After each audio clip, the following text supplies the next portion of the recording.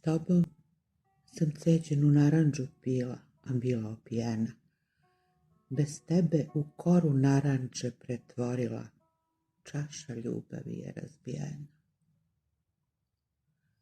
S tobom sam imala osmeh na licu, sa sjajem u očima. Sad ličim na neku ranjenu pticu, koja u mestu maše krilima.